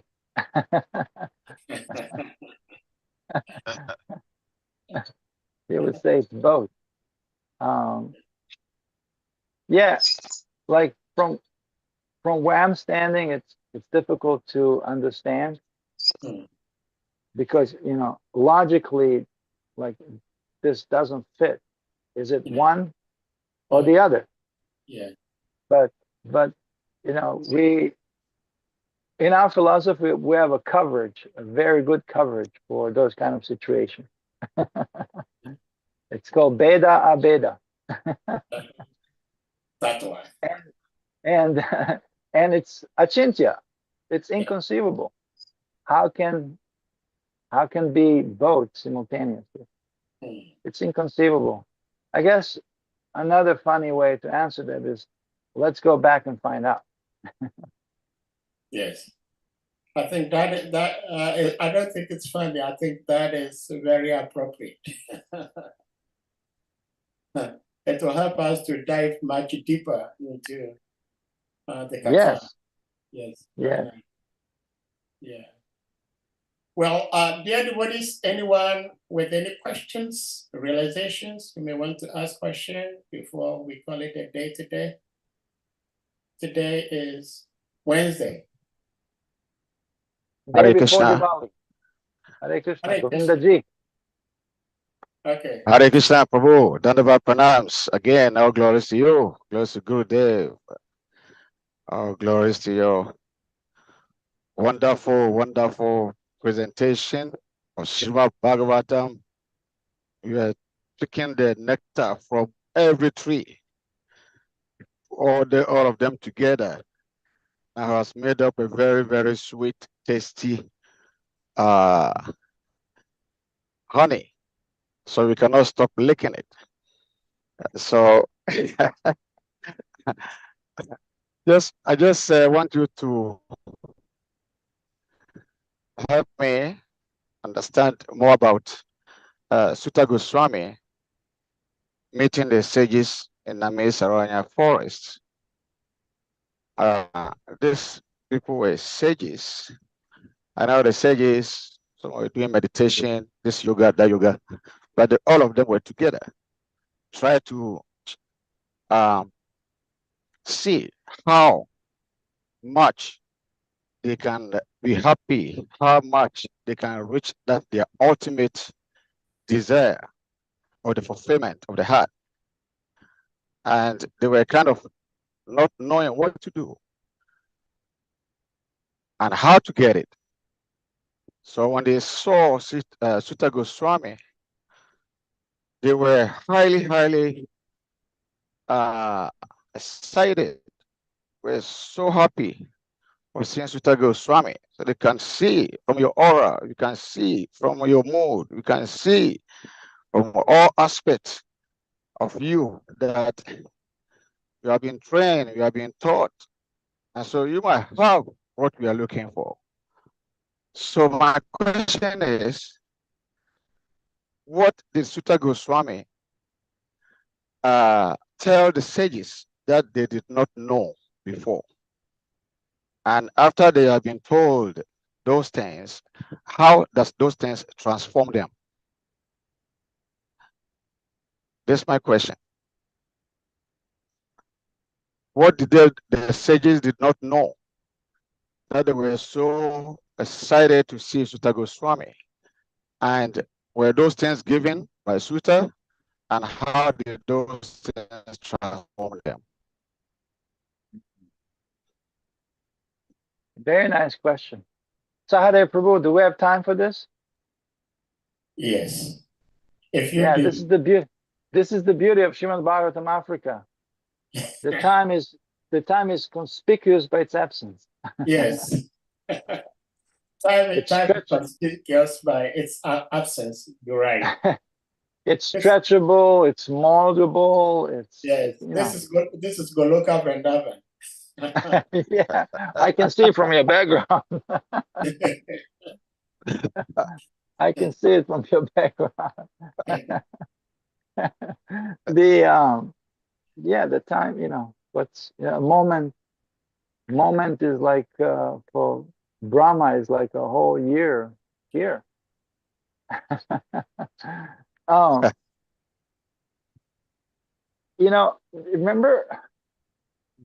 Remember in class the point number 1 that I made, the point number 1, the importance of representation. Remember, I was making that point. How it's evident. It's very evident in our journey. There's a need for intercession, for somebody who connects us. So, great sages, they're all great rishis, great munis. But no matter how great one is, or how big is one's greatness in this world, be that of any of the opulences, wealth, fame, knowledge, or renunciation, any of, no matter how great one is, there still will be a need for this essential need, for this intercession, this representation of somebody who connects us. Sagurum eva biga, it's a must. One must approach representative. So in the case of all the sages, that was Sutta. Sutta fulfilled that need. So everything became glorious and victorious after that. Yielding with, it yields satisfaction and peace. Illumination. Further illumination. Same thing for Vyasadeva. He felt despondent as well. Early in Bhagavatam. He wrote Mahabharata, all the Vedas divided them in 4, then Mahabharata. He wrote so much. 100,000 verses. Mahabharata. And still he was despondent. Why?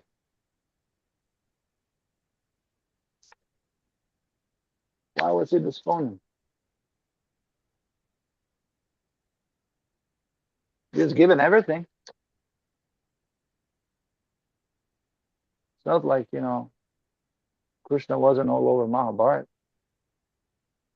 It actually was meant to illuminate and to disseminate the Vedas that are normally kind of difficult to understand. But Mahabharata was written to disseminate the same knowledge to just regular folk, sweepers on the street and, house ladies. Why was he, after all that work, why was he still despondent?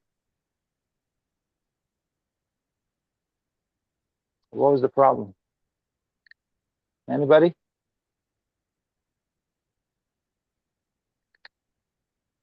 Well, I think it was said that because he had not sufficiently described Krishna in a sense of bhakti. So Narada, I'm not sure whether reprimanded or suggested to him that all you've done is giving a religion to the people, but you have not sufficiently talked about Krishna. Yeah. Yeah, and because of the fact that Narada didn't show up yet. Mm-hmm. He was that intermediate Okay. for Vyasadeva.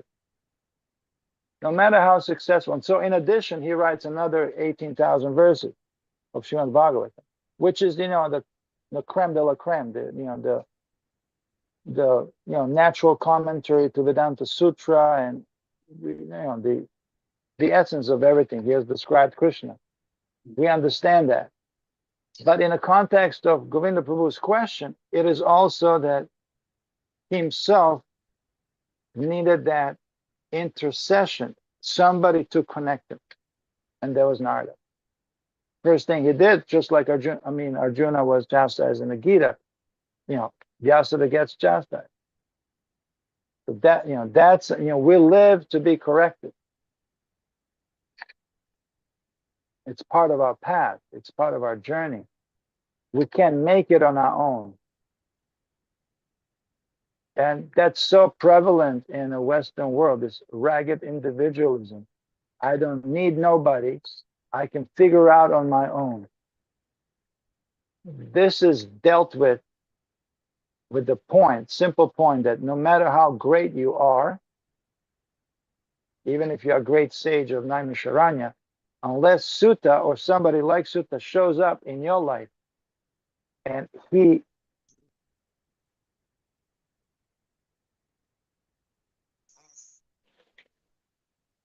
divine arrangement and the Supreme Personality of Godhead that is done by Krishna, how can we connect? We are very puny. That's another. That's another. Thank you, Govinda, Prabhu. That's another point of a second verse today in the purport, or in both verse and the purport. The point of our insignificance. That banyan tree was small, baby, childlike banyan tree, indicating on our universe, because material nature sometimes is compared to a tree, a banyan tree, with the roots going very, very deep and very, very difficult to cut. The banyan tree is very, very difficult to cut because the roots are very deep. Impossible to detect or to find and to cut thoroughly. The intermeshes and interlocks are just way too complex. We cannot. Daivi Kesha Guna Mai Mama Maya Virati. You cannot. But if one learns the art of surrendering to me, very easily they overcome. The part of this art of surrender, which is the key to eternal life, is accepting or recognizing the importance of intercession, or the representation of Godhead. That Krishna sends when we are ready. And ready means we become materially exhausted. We had enough. We've tried everything. And now we're becoming materially exhausted. So Krishna is okay, he's ready. Otherwise, we might take a guru as a fashion, or some have a pet. So they have a guru as a pet. If that's not the point, then we're wasting our time, his time, or her time. But those who are serious, sutta, and sages were serious, sutta will come. And if we're not serious and sutta or sutta-like personality comes, we better get serious. Because otherwise, it's just it's pointless. Yeah. Okay, We have one hand up, and probably this may be the last one, because I understand you have to go. You have to move on to something else. And that is His Grace Thakur Murari Prabhu. Please, may you unmute. And the Krishna Prabhuji, please accept my obeisances. All goes to Srila Prabhupada and to the assembly devotees. So thank you, Prabhu, for your presentation. And as usual, we appreciate the presentation from the various presenters. And also, thank you for reminding us about the manifestation of the form.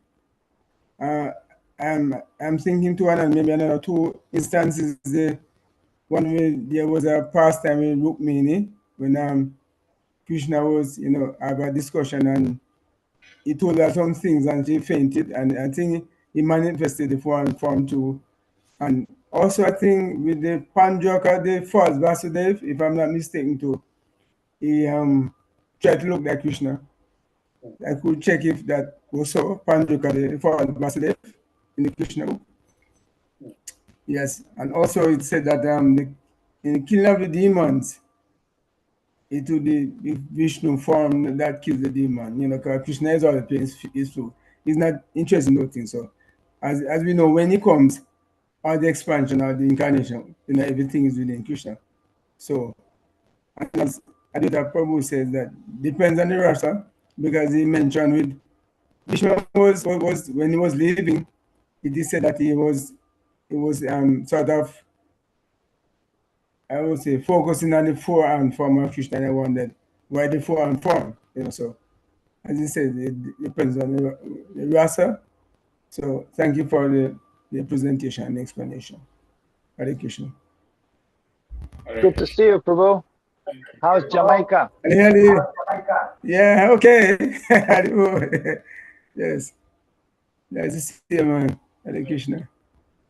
Yes. Yeah. Okay, there are a few. Let me see. There are a few comments in the chat room I would like to share. That is His Grace Jagannath Prabhu. He's already left, but he says, "Thank you so much for your illuminating class, dear brother. I must go and hope to see you soon." And Her Grace Mitravinda Devi also is sharing, "Hare Krishna, we love you, dear brother. Wonderful to see and hear you speak bhakti." So these are some few sharings from the devotees. And Govinda Prabhu, I'm pretty much sure you probably had something else to say, but it seems our revered speaker wants to move on. So, No, I'm not. Oh, really? Okay.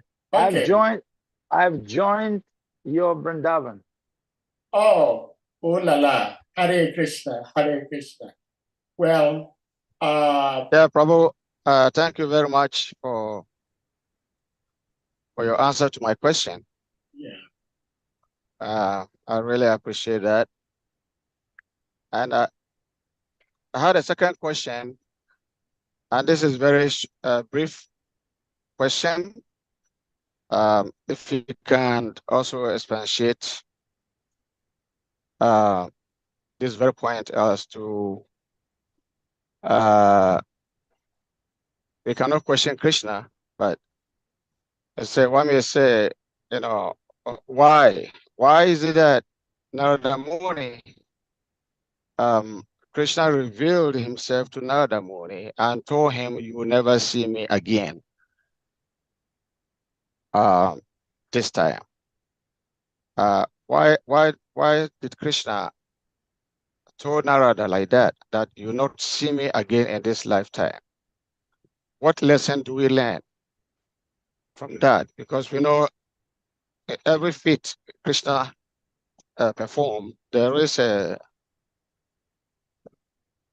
lesson, that very aspect of Krishna's mood. So what we learn from Krishna telling Narada that you not see me again in this lifetime? Thank you, Govinda. Prabhuji, all these questions you're asking, I know you already know the answers. No, I don't know. Okay, let me ask you this. Where are you driving now? I'm driving in Columbus, Ohio. I'm running from port to port, picking up loads to different destinations. So you are in the same city, in the same state, driving back and forth? Yes. Okay. What if, let's say I'm your dispatcher and we just got a contract, and I say, hey, Govinda, gee, we got this deal and I need you to drive to, can you drive to Hawaii? No, you cannot, right?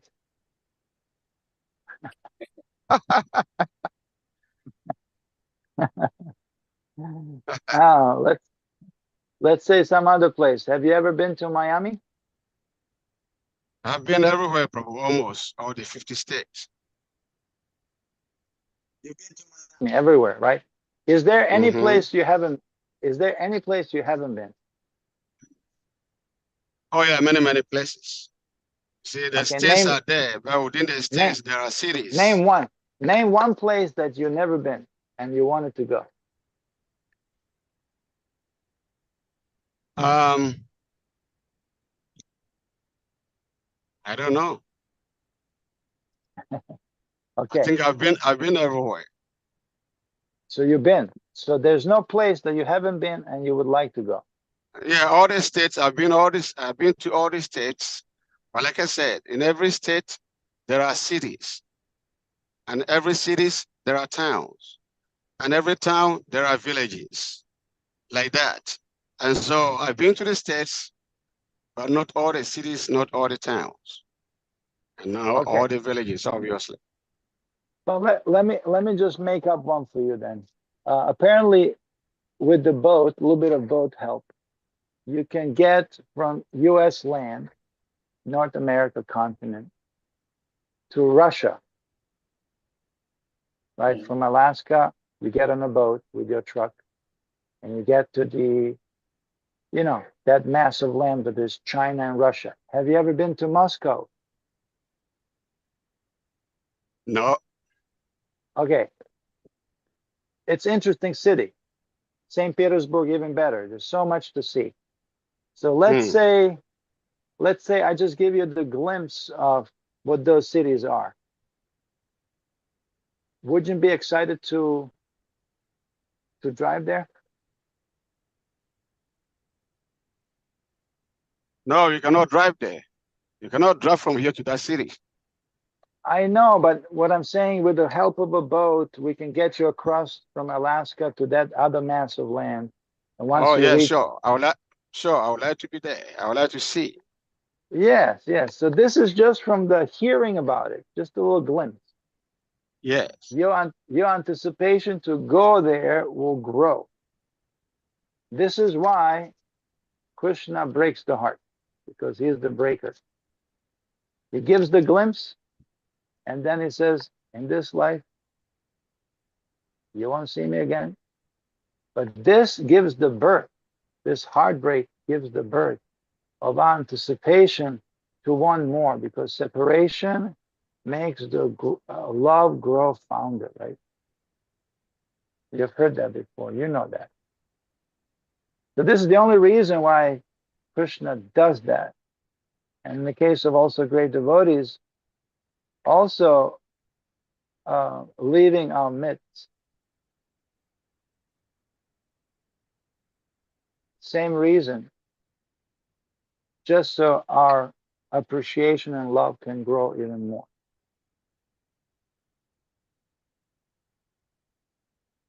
It's the ultimate gift that Krishna gives only to those who are fortunate enough to appreciate that.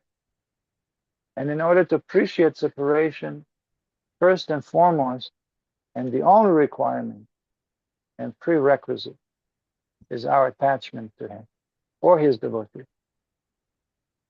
Because unless we have attachment,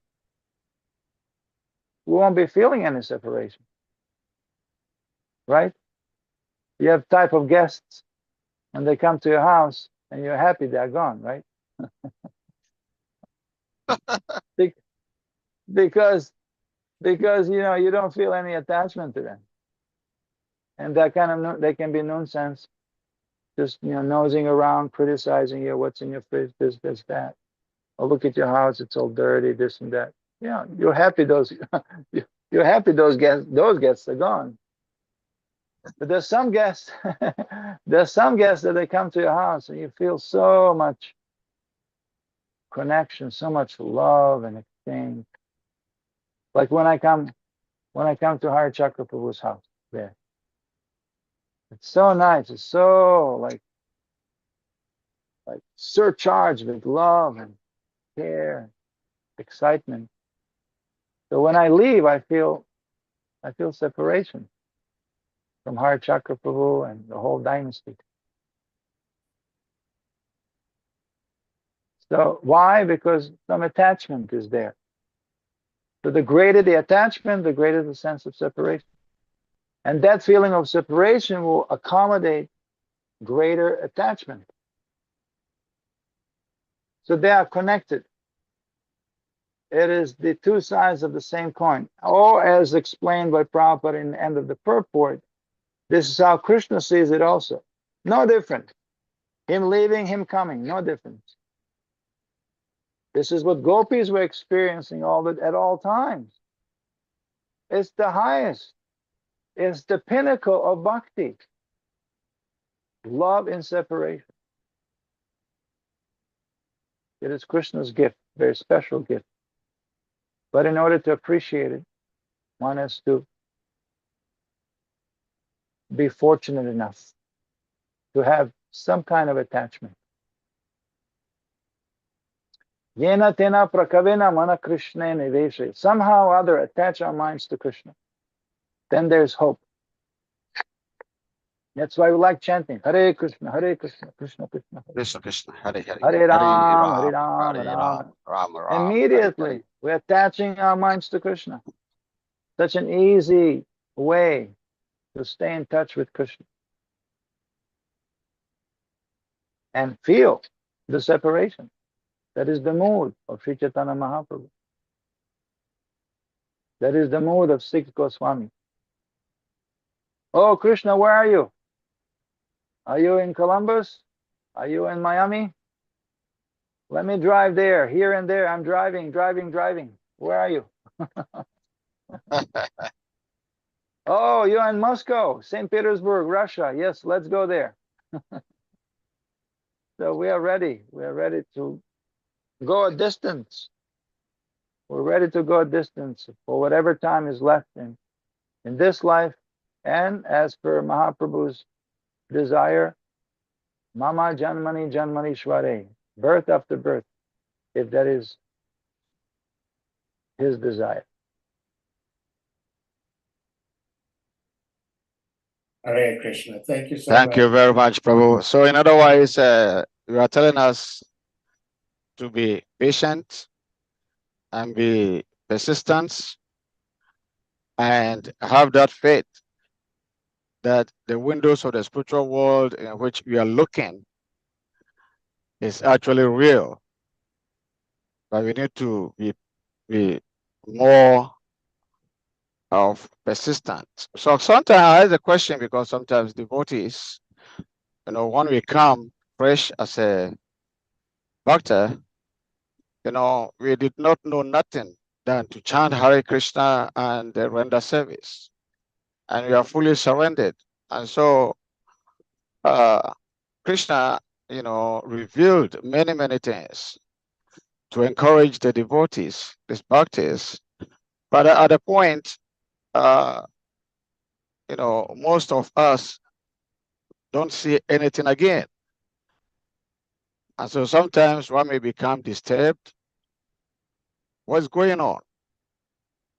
And so the answer to this question, to my understanding, you are telling us to be more patient, like a pregnant woman, that by all means, after the 9 months, she's going to see her baby, face of the baby.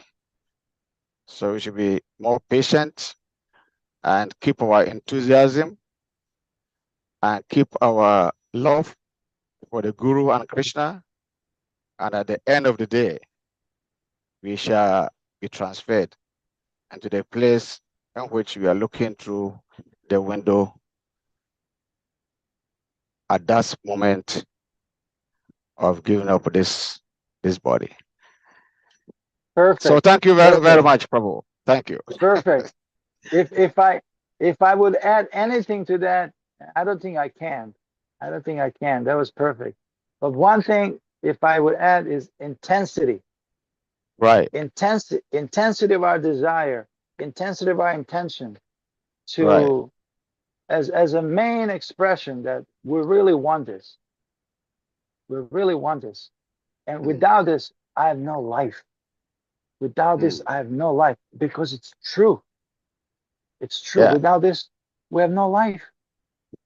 So that intensity, that lolyam, that greediness, that spiritual greed, that being Krishna Trishta, thirsty of Krishna, that is also something to reflect on. We have to be very intense about it. Fired up. Like you. I always, when I think of fired up, intense, I always get great inspiration remembering how you are, Govinda Prabhuji. Hare Krishna. Yeah. Keep praying for me, Prabhu, so I can remain enthusiastic. I can remain under the shelter of Srimati Radharani's devotional service. I can be bound to this tree of devotion, so I don't go away. Thank you very much. Hare Krishna. Thank you. Hare Krishna. Hare Krishna, dear devotees, we truly and sincerely appreciate all your association, your time, your patience, and the love for Krishna Katha. We've been here for more than 2 hours. That's lots of hours. That if we did not have some tinge of love of Krishna, we wouldn't be here.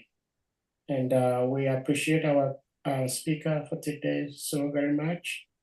And we're going to humbly request all the devotees to kindly unmute.